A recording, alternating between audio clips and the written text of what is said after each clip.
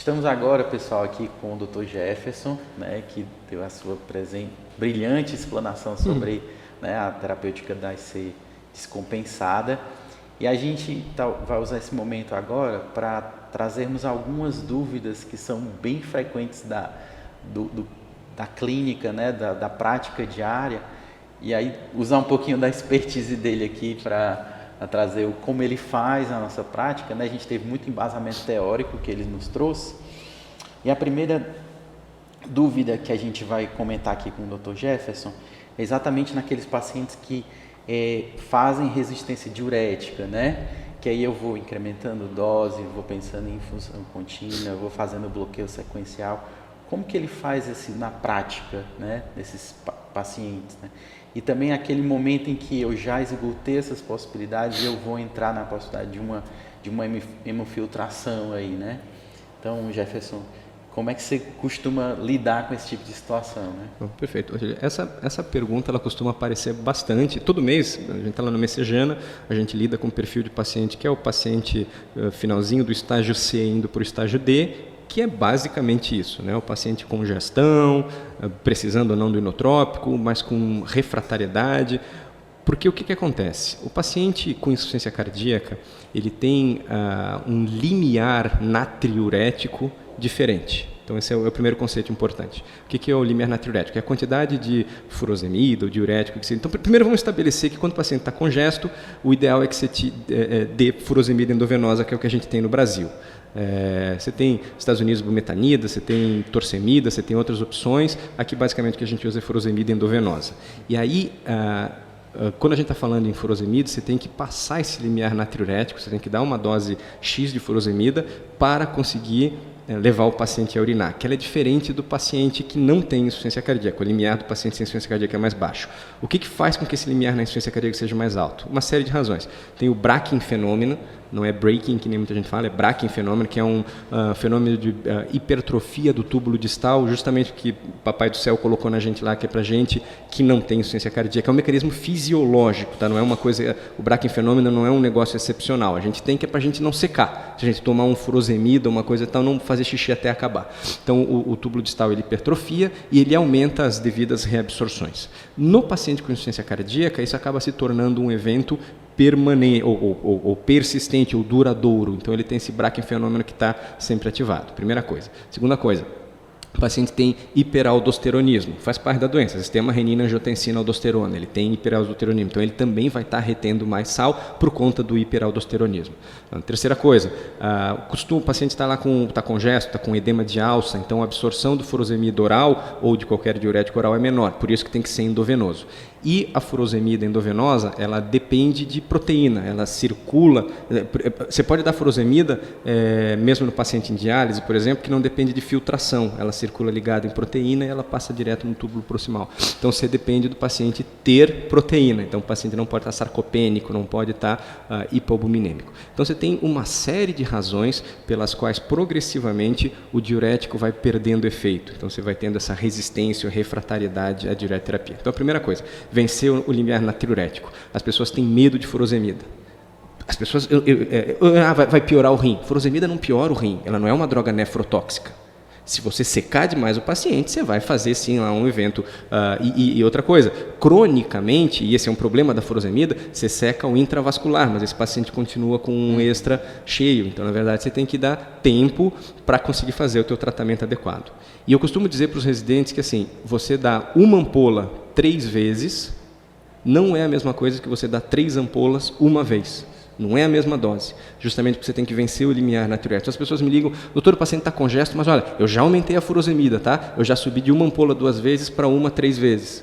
Isso para mim é nada, pelo menos para o meu perfil de paciente lá na unidade do Hospital de Messejana, que são pacientes já polimexidos, uma ampolinha de 8 em 8 vai fazer nada. A congestão vai dar uma risada do que está acontecendo.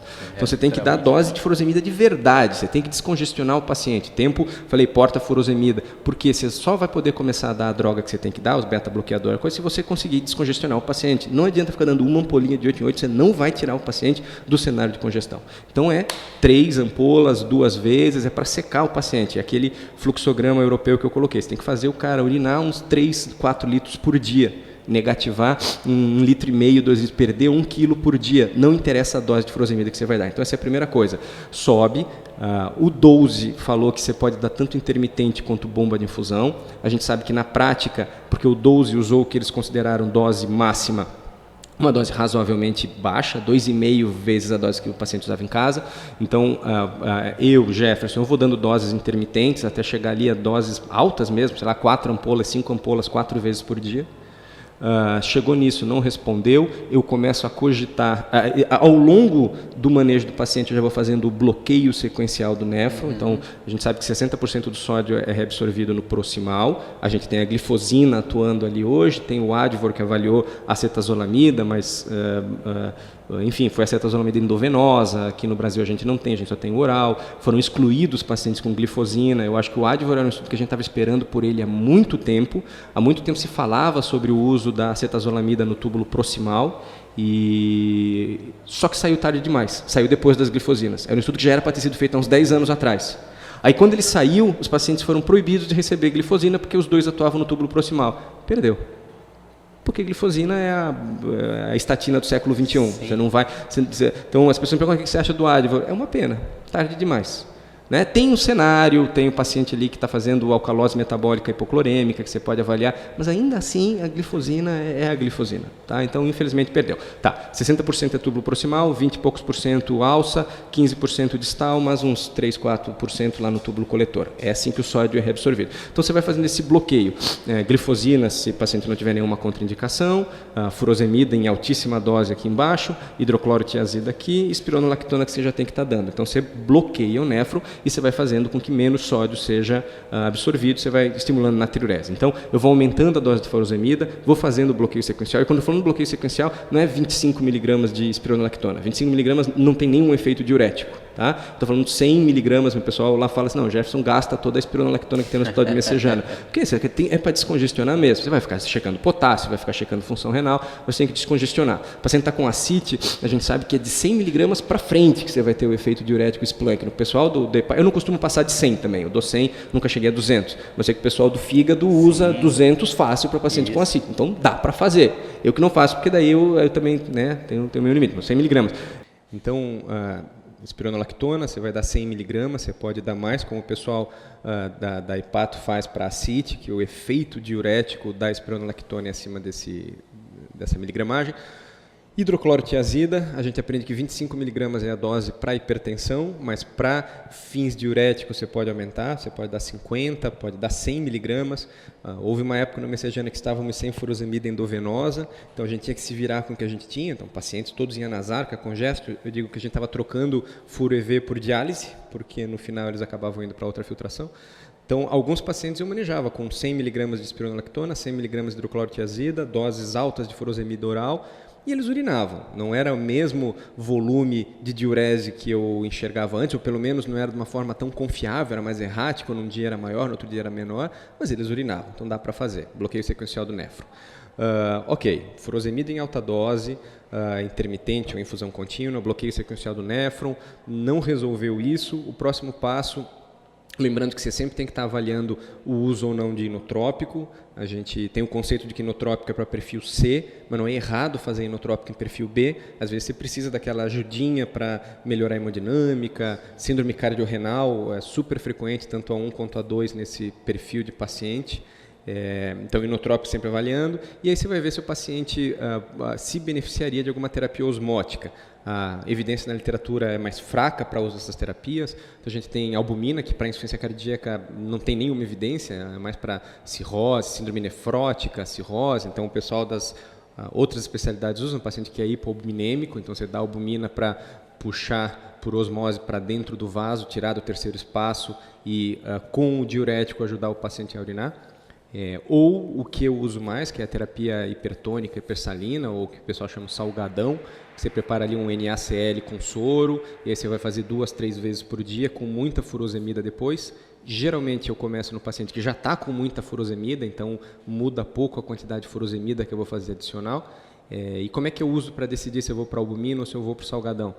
Albumina menor do que 3, paciente sarcopênico, hipoalbuminêmico, eu vou para albumina. Paciente hiponatrêmico, que é a maioria dos pacientes, é um marcador prognóstico, sódio baixo, então sódio abaixo de 130 mEq por ml, a gente vai para o mEq por litro, a gente vai para o salgadão.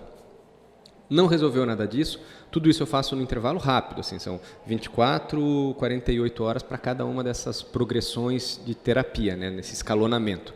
Então o paciente continua ainda refratário, urinando pouco, congesto, aí eu chamo a nefro, ultrafiltração. Então você tem estudos que tem algum conflito na literatura, você tem o OneLoad, que foi um estudo que mostrou um grande benefício, já você tem o CARES, que foi um estudo que mostrou mais risco de complicação com a punção de acesso, com coisa e tal, que a gente sabe que acontece, no messagena a gente tem muita infecção de catéter por conta das condições dos pacientes e às vezes da situação do hospital, então isso pode sim acontecer, mas a gente tem tido uma parceria muito boa com os nefrologistas daqui do Ceará.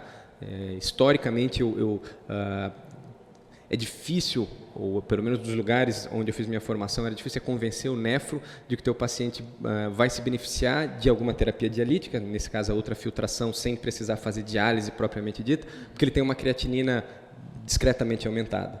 Mas aqui eu tenho tido um bom feedback, assim, uma parceria boa, às vezes eu indico só o acompanhamento, e quando eu chego no outro dia, o nefro já indicou a ultrafiltração. Então, isso é uma coisa que ajuda e tem funcionado bastante nesse cenário da refratariedade ao diurético. Perfeito. Uma outra dúvida que surge, aí faz uma correlação com o que o Dr. Jefferson mostrou na sua aula, nos trouxe uns artigos do Impulse com o uso da empagliflozina, e aí a gente vai ter na nossa prática cada vez mais pacientes que já estão com o uso do inibidor de SGLT2 e que ele interna com uma descompensação, né? O que fazer nesse cenário, principalmente no cenário do paciente com choque, com acidose, com piora de função renal, né? Descontinuar a medicação, manter, né? Qual é a sua postura diante desse tipo de situação, né? Essa pergunta é ótima, ela aparece bastante também, inclusive porque a gente está usando cada vez mais glifosina, graças a Deus. Que bom que a gente está conseguindo fazer. Conheço muitos colegas no Brasil que não têm, por questão financeira, serviço de SUS, que não estão conseguindo ainda prescrever glifosina para os pacientes. Então, esse é o tipo da pergunta boa, que vem associada ao uso de um remédio que, como eu sempre digo, não sou eu quem diz, é o professor Brownwood, que é o maior cardiologista que a gente tem vivo hoje, ele fala, numa publicação dele, ele coloca que as glifosinas são as estatinas do século XXI. Né? Então, é uma das grandes descobertas na área da cardiologia recente, foi o benefício das glifosinas. Então, o Impulse avaliou o paciente que não recebia glifosina, internou descompensado, e aí foi prescrito a empaglifosina na internação. Fazia parte dos critérios de inclusão e exclusão, não estar recebendo inotrópico a 12 horas. Então, em média, foram 3 dias da internação, pacientes que não recebiam inotrópico há pelo menos 12 horas e que poderiam estar recebendo diurético endovenoso ou nitrato endovenoso, desde que a dose não tivesse sido modificada nas últimas 6 horas. Tá? Então, o que o estudo mostrou para a gente? Que o paciente mais ali no perfil B se beneficiou do uso da empaglifosina. Tem um grande estudo em andamento, que é o estudo que eu estou mais ansioso para ver, que chama DAPA-ACT, que é um estudo da dapaglifosina, feito pelo grupo do time. O número amostral é muito maior do que o do Impulse e o objetivo é avaliar, um dos critérios é avaliar o paciente em uso de inotrópico. E talvez ajude a responder isso um pouco mais. Eu vejo que os meus outros colegas lá no Messejana, eles já prescrevem glifosina no paciente com inotrópico, eu ainda tenho um pouco de medo, porque piora a função renal, eu não sei se piorou porque está falhando, preciso aumentar o inotrópico, ou é porque eu tenho que aumentar a furosemida, ou é porque a glifosina tem aquele efeito benéfico de queda da taxa de filtração de 10, 15%, que depois recupera e a piora é mais atenuada comparado com o placebo. Então, eu ainda tenho um pouco de medo. Eu quero muito ver o DAPA-ACT para responder essa pergunta, que não é a pergunta que você fez. A pergunta que você fez é o paciente que já vem usando a glifosina. Geralmente, a minha postura, não só para a glifosina, mas para todas as drogas, é tentar manter tudo. Isso aqui tem que ser um negócio muito individualizado. Eu vou tentar manter tudo no paciente que está bem perfundido, que o problema dele é só congestão. Eu vou dar diurético sem tentar mexer na terapia da IC. Agora é um cenário completamente diferente, o paciente que entrou chocado. Nesse eu vou tirar tudo, eu tenho que tirar ele do choque. Eu vou dar vasopressor, para dar inotrópico, para daí sim dar vasodilatador. E você tem um paciente que está ali naquele meião. Ele nem está chocado e ele nem está perfil B. Ele é aquele perfil C e aí é feeling. É uma coisa que é muito individualizada. Mas como eu disse, meu primeiro impulso é tentar manter tudo. ou eventualmente reduzir e ir tirando pontualmente, vai depender de função renal, vai depender de uma série de outros critérios. E aí eu vejo o que eu tiro. Então, acho que não tem uma resposta. Como para tudo em insuficiência cardíaca, não tem uma fórmula de bolo. Assim, não tem aquele negócio, você tem que começar beta-bloqueador com glifosina para depois colocar o sacubitril, para depois colocar o antagonista mineralocorticoide. Na minha opinião, não funciona desse jeito. Seria ótimo se funcionasse, mas não é. O paciente com insuficiência cardíaca, você tem que ir encaixando o quebra-cabeça para conseguir fazer o big picture. É um paciente extremamente dinâmico, né? Que é beira-leito mesmo. Beira-leito, É beira-leito. avaliação De manhã ele é de um jeito, à tarde ele está de outro, no outro dia de manhã ele já é um outro paciente, então você tem que estar em cima.